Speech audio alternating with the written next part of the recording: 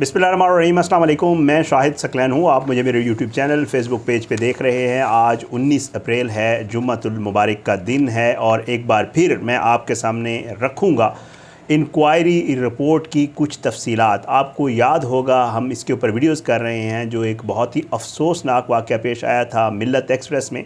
खातून कराची से रवाना हुई, 30 साला मरियम बीबी अपने भतीजों के साथ जो है वो ट्रैवल कर रही थी। उसके ऊपर तशद्दुद हुआ। तशद्दुद के बाद उसकी पुरस्रार तरीके से मौत वाक़या हो गई, जिसकी इन्वेस्टिगेशन दो तरफ़ा चल रही है। एक तो चनी गोट जो है थाना जो है जहाँ पे भावलपुर, जहाँ से उसकी बॉडी मिली थी, वहाँ पे अब बाकायदा मुकदमा दर्ज कर लिया गया है और पुलिस ने उसके घर वालों को भी तलब कर लिया है। इसकी तफसील आपके सामने रखनी है। दूसरा, इसमें सबसे बड़ी बात जो है वो रेलवेज़ जो है वो ख़ुद से इंक्वायरी कर रहा था। एक इंक्वायरी कमेटी बनाई गई थी 4 रुकनी, और उस इंक्वायरी कमेटी ने अपनी रिपोर्ट मुकम्मल कर ली है और वो रिपोर्ट जो है वो बाकायदा तौर पे आईजी और जो आला अफसरान हैं उनको भिजवा दी गई है। उस रिपोर्ट में से कुछ तफसीलात मेरे पास पहुंची हैं। आज की इस वीडियो में ये तफसीलात भी आपके साथ शेयर करेंगे। कोशिश है कि इस वाक़े के ऊपर जितने भी डेवलपमेंट्स हैं, जो लेटेस्ट चीज़ें होती हैं, वो मेरे पास पहुंचती हैं तो मैं आपके साथ ज़रूर शेयर करता हूँ। एक्सक्लूसिव तफसीलात हैं मेरे पास, ये आपके साथ शेयर करूँगा। आपसे दरख्वास्त है कि अगर आपने अब तक मेरा यूट्यूब चैनल सब्सक्राइब नहीं किया, मेरे यूट्यूब चैनल को सब्सक्राइब करें, बेल आइकन को क्लिक करें ताकि जो वीडियो अपलोड करता हूँ नोटिफिकेशन की सूरत में आप तक पहुँचे। फेसबुक पेज पे वीडियोस अपलोड होती हैं, उसे भी फॉलो करें, वीडियोस को लाइक और शेयर किया करें। अपना फीडबैक जो है वो कमेंट्स की सूरत में, सोशल मीडिया मैसेजेस या डायरेक्ट मैसेज की सूरत में मुझे ज़रूर दिया करें। वाक़या आपको पता है, हम इसके ऊपर बड़ी बात कर चुके हैं। ये वाक़या जो है ये पेश आया था ईद से पहले। ये वाक़या पेश आया, मरियम की मौत वाक़या हो गई और घर वालों ने उसे जो है वो दफना दिया। घर वालों ने उसे दफना दिया और वीडियो वायरल होने के बाद जो है उन्होंने इस मामले को एक बार फिर टेकअप किया, पुलिस के पास गए। पहले उनकी सुनवाई नहीं हो रही थी, लेकिन बाद में पहले उन्होंने जनावाला, जहाँ की ये रिहायशी थी, वहाँ पर मुकदमा दर्ज करने की कोशिश की। वहाँ पे नहीं हुआ तो फिर उन्होंने भावलपुर से जो है राब्ता किया, जहाँ से लाश मिली थी, और बिल आखिर 16 तारीख़ को जो है वहाँ पर FIR दर्ज हो गई। इसके साथ साथ पुलिस इस मामले रेलवेज़ इस मामले को इन्वेस्टिगेट कर रही थी। अब जो है हुआ वही है जो हम एक्सपेक्ट कर रहे थे, जो वाज़े तौर पे नज़र भी आ रहा था कि जो इन्वेस्टिगेशन होनी है, जो कुछ होना है, उसमें वो जो मुल्ज़िम है मीर हसन, उसको क्लियर करार दे दिया जाना है। और जो इंक्वायरी रिपोर्ट जमा करवाई गई है, मेरे ज़राए ये बता रहे हैं, जितनी तफसीलात उसके सामने आई हैं, उसमें ये लग रहा है कि जो मीर हसन है उसको क्लियर करार दे दिया गया है। और बताया गया है कि जब ये वाक़या हुआ, जब इस खातून की मौत वाक़या हुई, तो उस वक्त मीर हसन ट्रेन में मौजूद ही नहीं था। तफसीलात आगे चल के आपको बताता हूँ, लेकिन पहले एक और डेवलपमेंट हुई है इसी वाक़े को लेकर, वो भी आपके साथ शेयर करनी है। इस वाक़े का जो है पुलिस के मुताबिक जो है इसका वाक़े का मुकदमा बाकायदा तौर पे दर्ज कर लिया गया है। और मीर हसन जो पुलिस वाला है, क्योंकि आपको पता है पंजाब में मुकदमा दर्ज हुआ है और जो पुलिस वाला है उसका ताल्लुक़ सिंध से है, तो पुलिस ये कह रही है कि जी उसकी गिरफ़्तारी के लिए उन्होंने वज़ारत दाखिला को ख़त लिख दिया है और वज़ारत दाखिला ज़ाहिर इसके आगे जो है वो कार्रवाई करेगी। और उसके बाद जो मरियम का ख़ानदान है उनको भी तलबी का नोटिस कर लिया है पुलिस ने, जिसमें मरियम का भाई, उसका भतीजा और भतीजी जो साथ ट्रैवल कर रहे थे। मुझे अब पता चला है ये दोनों बच्चे यतीम हैं, इनके वालिद की डेथ हो चुकी है और मरियम इनको साथ कराची ले गई थी ताकि ये उनकी लुक आफ्टर कर सके और उन्हें पढ़ा सके। ये उनको साथ रख के उनकी परवरिश भी कर रही थी और उनको पढ़ा भी रही थी।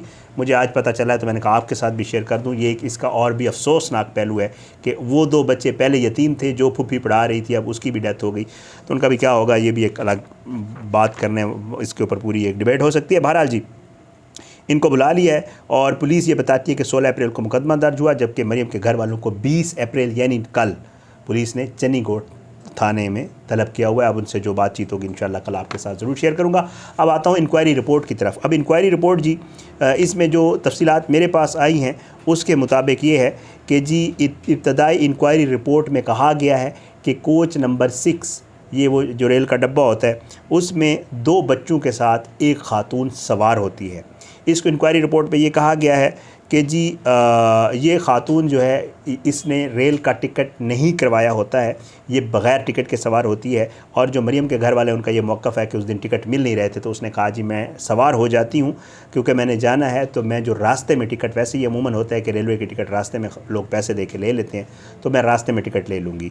इंक्वायरी रिपोर्ट में ये लिखा गया ये ख़ातून बग़ैर टिकट के सवार हुई और थोड़ी देर के बाद जो है इस इंक्वायरी रिपोर्ट में ये लिखा हुआ है कि ख़ातून ने ट्रेन के अंदर ही शोर मचाना और मुसाफिरों पर थूकना शुरू कर दिया। ये इंक्वायरी रिपोर्ट में लिखा हुआ है।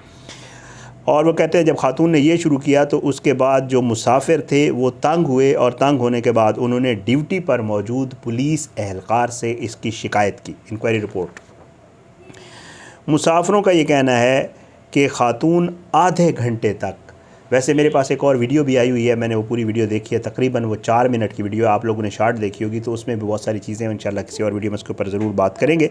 बहरहाल वो कहते हैं कि जी ख़ातून जो है वो आधे घंटे तक जो है वो यही करती रही, शोर भी मचाती रही, लोगों के ऊपर थूकती रही, मुख्तलिफ़ लोगों को गालियाँ देती रही। इस रिपोर्ट में ये लिखा गया है। फिर इसमें उन्होंने जो रिपोर्ट है उन्होंने कुछ 6 के करीब जो है वो वहाँ पर जो डब्बे के अंदर यानी शाहिदीन मौजूद थे उनके बयानात भी ऐड किए हैं इस रिपोर्ट में।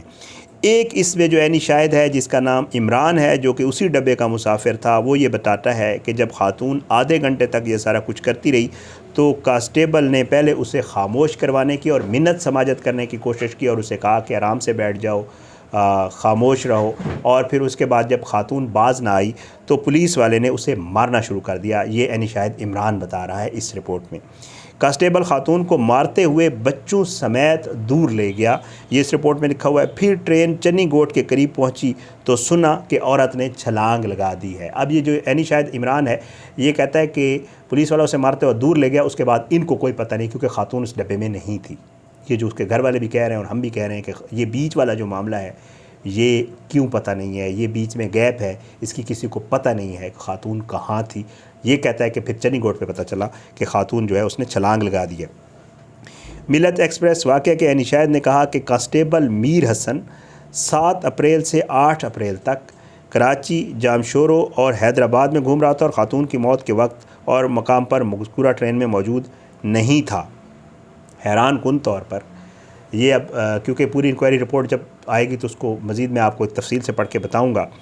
यही बात रेलवेज़ वाले भी ये कह रहे हैं कि जी वो हैदराबाद उतर गया था, वो तो मौजूद ही नहीं था जब इसकी मौत वाक़या हुई। ये सारा मामला चल रहा है और यहाँ अगर इस इंक्वायरी रिपोर्ट को मैं थोड़ा पढ़ के आगे इसके ऊपर आपको बताता हूँ किस तरह बचाने की कोशिश की जा रही है। इंक्वायरी रिपोर्ट में कहा गया है कि ASI तनवीर ने ख़ातून के मामले पर लेडी कांस्टेबल से मदद लेने की ज़हमत नहीं की। जो हमारा मौक़िफ़ था कि अगर कोई ऐसा मामला भी था पुलिस वाले को ख़ुद तशद्दुद करने का क्या बनता था, किसी ख़ातून को बुला लेता। इस रिपोर्ट में भी ये लिखा गया है कि जी किसी लेडी कांस्टेबल की मदद नहीं ली गई और ASI सूरत को हाल को संभालने में नाकाम रहे। ये ASI का भी लिखा गया है। साथ ये लिखा गया है कि ड्यूटी में संगीन गफलत का मुर्तकिब हुए, जबकि SHO ग़ुलाम सैन सूरत हाल से आगाह होने के बावजूद ज़िम्मेदारी से काम करने में नाकाम रहे।